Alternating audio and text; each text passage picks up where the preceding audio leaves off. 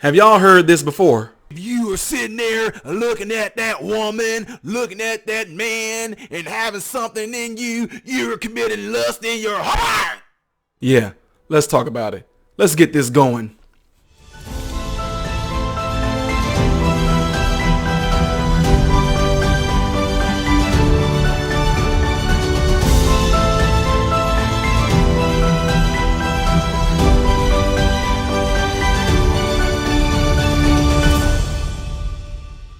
What is the deal, folks? Welcome to the channel. My name is Tylen Smith, Modern Renaissance Man. And if it's your first time visiting the channel, let me say welcome. Let me also say thank you for checking it out. But do me a favor, don't subscribe to my channel yet. Get an idea of who I am and what this channel is about and what my beliefs and all that stuff is before you jump on board. By doing that, it's going to help you in the long run. Trust me, it's going to help you if you're going to end up participating in the live chats, all kind of stuff. Trust me. Get an idea who I am. And how do you do that? Go on my channel, right? You can see where to say playlist. Click on playlist. It's going to bring up a bunch of different videos, right? Click on everything that has nothing to do with reaction videos. Don't look at me reacting to videos. Don't look at me reacting to try not to laugh videos. Don't look at me reacting to try not to cringe videos. Look at everything else that I do and things that I talk about so you can actually know who I am and what I'm about before you jump on board. And if you are of the faith, then do me a favor as well. You can subscribe to this channel right here. Oh God, this is crazy right here. See that? The little black box right there. You see that? It might be a little dot that's going to pop up right there. And that's how you get over to my other channel. It's called MRN Ministries, where I do a lot of things reacting to Christian music. And I'm doing things where we talking about Christian related stuff, which is pretty much human related stuff. But you just get it from a perspective of a Christian, how Christians should react. Yada, yada, yada, peanut butter. Okay. How are you beautiful people doing? So I'm doing another thing again. I know some of y'all enjoyed it, but it's just some again. I'm only going to do this if it comes. It's not like it's going to be like a daily thing or it's going to be like something that I'm going to always do. But something that came up today in conversation was this whole thing of making young men or young women, you know, teenagers per se, making them feel bad that they're having like a desire for the opposite sex. You know what I mean? And when I'm talking about, I'm just being flat out real with you guys. I'm talking about natural sexual attraction for someone. We're not talking about lust, because that's what people gonna say. That's what it is lust. But it's like that's not true, because when you have that natural desire that you want to make love to your wife or you want to make love to your husband, do you call that lust? No. Well, why not? Because they're married. No, that feeling itself that you want to actually have intercourse with your husband or wife is not lust. We're talking about something completely different. People need to actually look at and study what lust really is, because you can lust not just after sexual things. You can lust after food.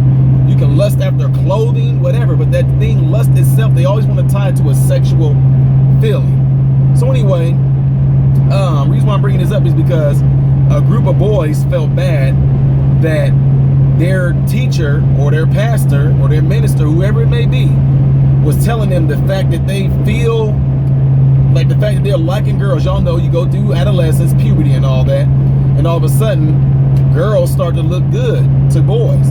Boys start to look good to girls. Now, those that know me and you follow me on this channel, you know I'm a minister, so I'm definitely saying it that way. I'm not talking about homosexuals, got nothing against y'all, but this is not for you. If you want to continue to listen, that's fine though. So anyway, when a boy starts to have that biological, natural feeling for wanting a girl, that's not bad. Vice versa, if a girl is having those feelings of liking boys and they have like what we call a natural sexual attraction. Like, guys, there's a sexual attraction, there's a natural beauty attraction. You know, y'all do know there is an ugly attraction. Attraction doesn't necessarily mean that you're gonna like it. It means that your eyes got attracted to something. If you see a beautiful car, your eyes are attracted to it. If you see a jacked up, beat up car that's making a lot of noise, your eyes are attracted to it based on what that outside appearance is. But it doesn't mean that you actually got some type of sexual feeling. So what I'm saying is this: young guys, there's nothing wrong with you having a attraction to a girl because of how she looks. God put that there. Everybody, if y'all notice, a lot of people that are couples out there, a lot of them are with each other based off of the attraction they felt towards each other. You see some little bitty guys, skinny guys with bigger girls. You see bigger girls with bigger guys. You see bigger guys with smaller girls. You know, everybody has a certain type of thing about a person that they are attracted to. Now, just because you have these feelings of wanting to be with a girl, that is not bad. God naturally put it there for us.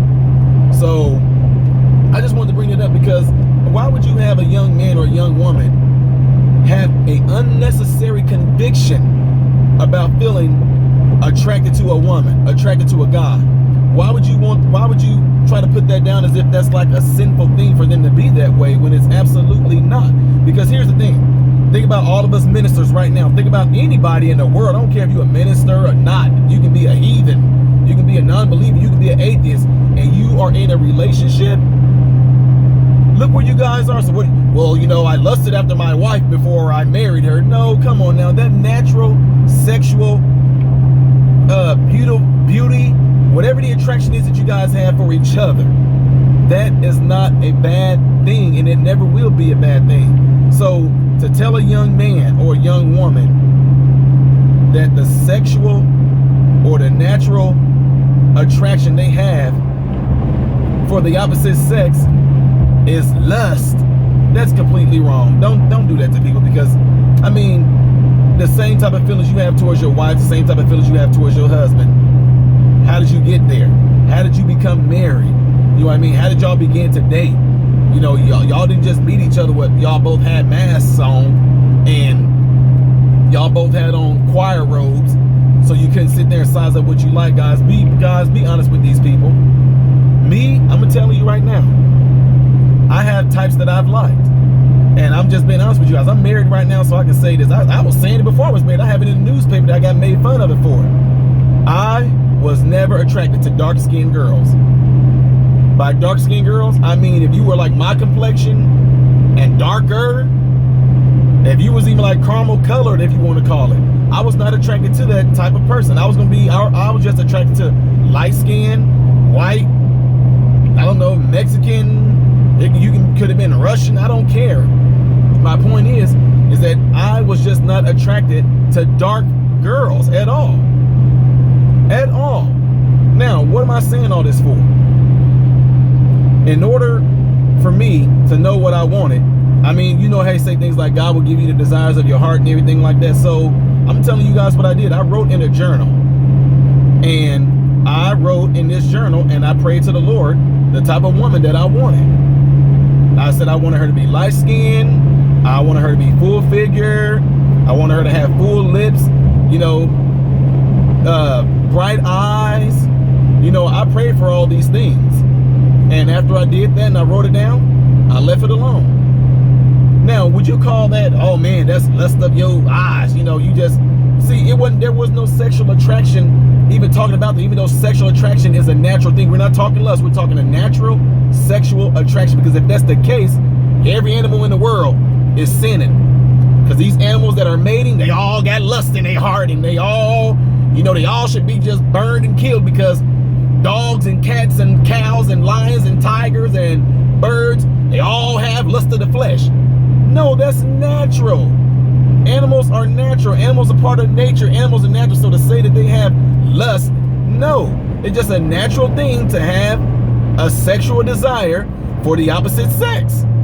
Okay, so anyway, back to what I was saying about me and my wife, is that when I was starting to get into the Bible, I read how God had a design for like the tabernacle of Moses. And he wanted certain furnishings to be in certain places, certain things to be done a certain way. And then here we are, once you get into God, and once you understand this priesthood that you are part of, this kingdom that you are part of, why wouldn't God want to give you what you want when it comes to that? And I know some of y'all, come on, don't try to go jump in here and say things like, well, God doesn't give you what you want, he gives you what you need. Well, I'm telling you right now, if God, I don't care who it was, if God would have put a 600-pound woman in my face and said, this is gonna be your wife, well, not Lord, this is the one thing you and I ain't gonna agree on. I'm sorry, I'm gonna be single for the rest of my life. Y'all stop doing that, because that's a lie that came up in church too. It's all about God gonna put this person in your face. They can be the ugliest. Stop lying. Don't do that. Don't do that. God knows the type of person that you are attracted to. God knows the type of person that is attracted to you. God knows the desires of your heart and what you want. But Why would he do that to you? Knowing it's going to be, I mean, come on, y'all. So anyway, like I was saying, God had the certain type of way that he wanted the tabernacle of Moses to be furnished, to be designed, to be built.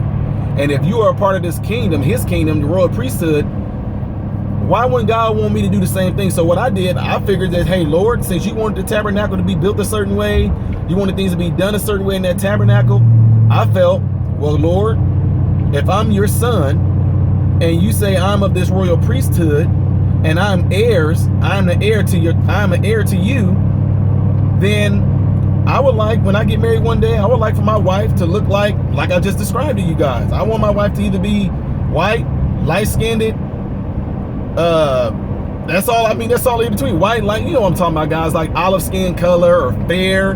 You can call it pale, you can call it light skin, you can call it yellow, whatever. I wanted it that, and I told you guys I wanted to meet the, you know, full figure, hourglass shape. I'm just being real with y'all, hourglass shape, you know. So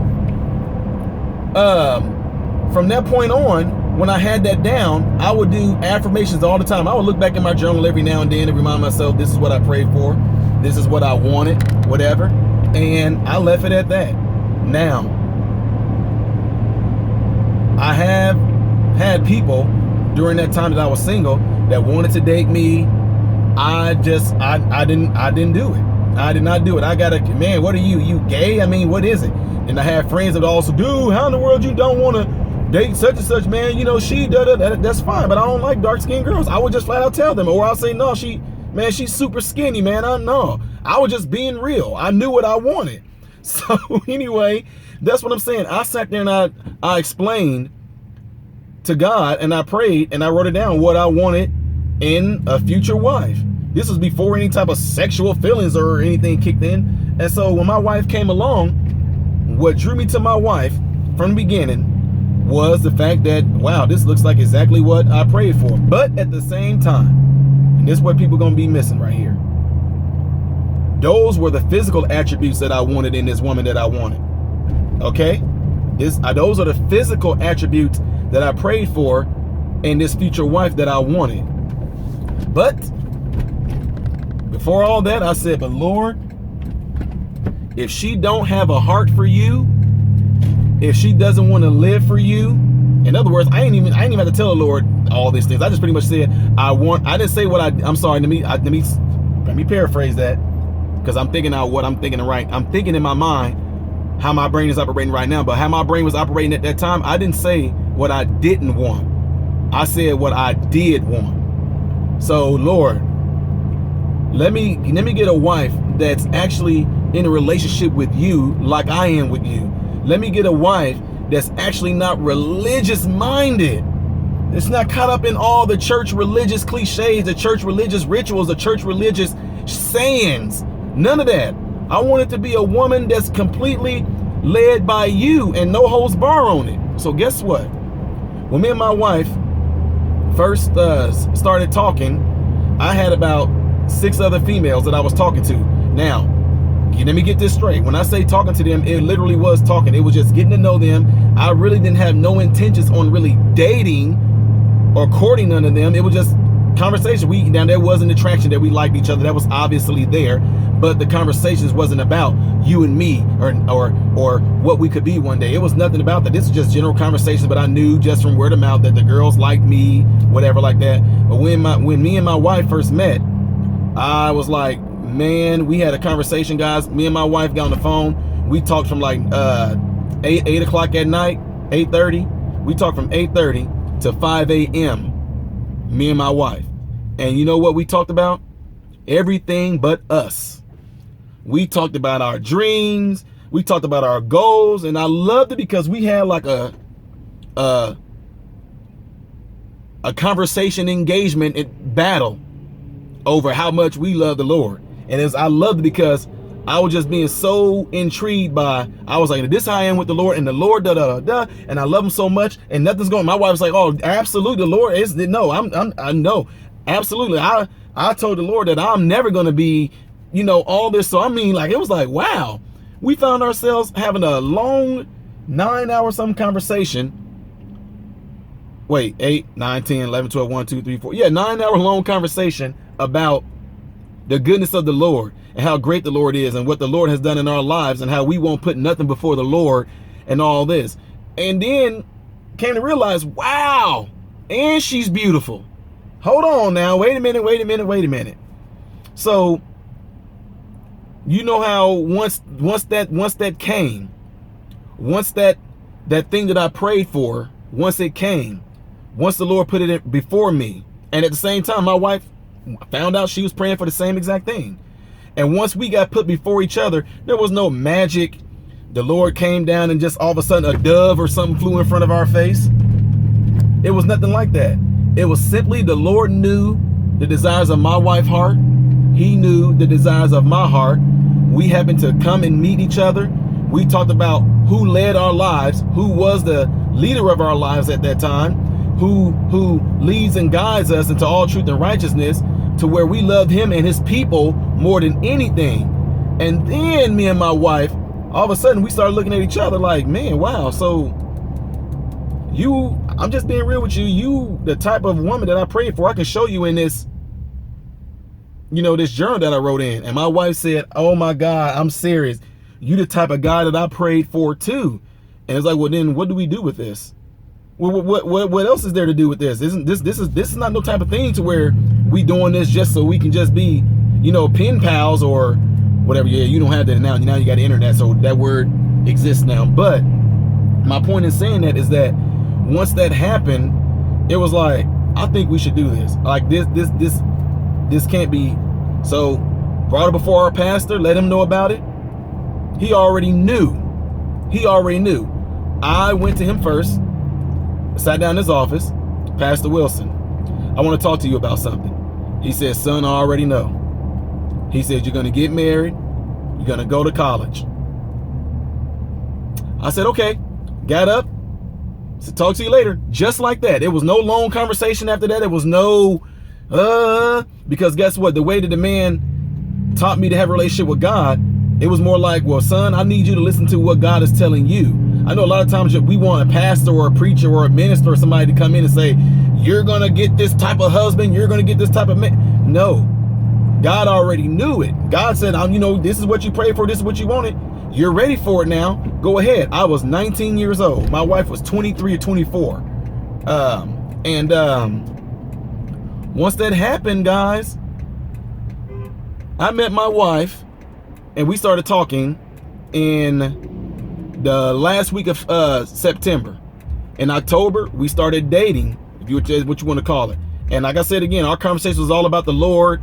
And by that time, when we drew that interest in each other, and when I told you that we sat and said, so what are we going to do about this? It was like, well, I think we're going to get married. My wife was pretty much like, oh, okay. Just like that. So anyway, once that happened, I went on a men's retreat, November the 9th. I said to my wife, I called her from the men's retreat, and I said, okay, you're going to marry me. Will you marry me? And my wife, in a nonchalant way, she was like, okay, yeah. I said, okay. She said, okay. I said, okay. She said, okay. I was like, all right. She was like, okay. So got back from the men's retreat, and I had the ring. I had it for almost 2 weeks already. And I was just talking to my wife about the men's retreat, telling her how great it was, whatever like that. And then I had some packets with me, and I sat them on the bed, right? And at my wife's grandma's house, I sat them on the bed, and I told my wife to check those pamphlets out. And while she was looking at the pamphlet, she turned around and she was getting ready to say something to me like, so what did they? And when she turned around, I had the ring in my hand. I said, so you said yes. And of course, y'all know the whole, oh my God, all that kicked in, right? So when that happened, here we are, 18 years later, still married. 18 years still later. Because you hear in the Bible, what God put together, let no man put asunder. If you got put together, not by God, but by some means of something else. Now, I'm not talking about the natural attraction, guys. I'm talking about in the church. The church people in the church world know what I'm talking about when I say this. If you've been put together because some people felt, ooh, y'all two should be married. Y'all will be, You make sure that you hear from God. And at the same time, some of y'all gonna disagree with this to the fullest. I know y'all are, even in the church world, y'all gonna disagree with this. But the Bible said, he that findeth a wife findeth a good thing. He. So ladies, all I'm saying is this. Do your thing. Whatever it is that you got going for yourself right now, ladies, do it. Do it. Okay? Do what you do. If you are a marketing executive, be that marketing executive. Keep doing what you're doing. Keep your eyes on the Lord. Keep doing what you're doing. Keep being a blessing. Keep giving, whatever. Let that man come and find you. I know y'all say, but I ain't, but you know what? You know why? A lot of times because you have to be in the position. You have to be lined up with the area that this man is going to come to. So if you want people to say things like, I want a man of God, I want a man led by God, and yet you're not going nowhere where godly men are. Now, I'm not talking about, I know y'all say, but Ty, you said that you don't have to go to church to I understand that. But like I said, godly men aren't only at church. Now with everything going on right now, you can find it online, whatever. I don't know how I got all the way on this, guys. You know, see, that's what happens a lot of times. You just get way off on this, but I really wanted to just tell y'all that whole story. I'm going to stop right there because I know that I got off track of this whole thing about young men being in lust and all this stuff like that, or young women being in lust. But my point is this. You know, all these people that y'all see that are married today, that are couples today, they had to start somewhere. And trust me when I tell you, a lot of things, if it's found on lust, if it's found on sexuality and infatuation, if that's the foundation of how the relationship start, once that infatuation and that sexual thing is not pleasing anymore, then usually the relationship ends. That's usually how it goes a lot of times.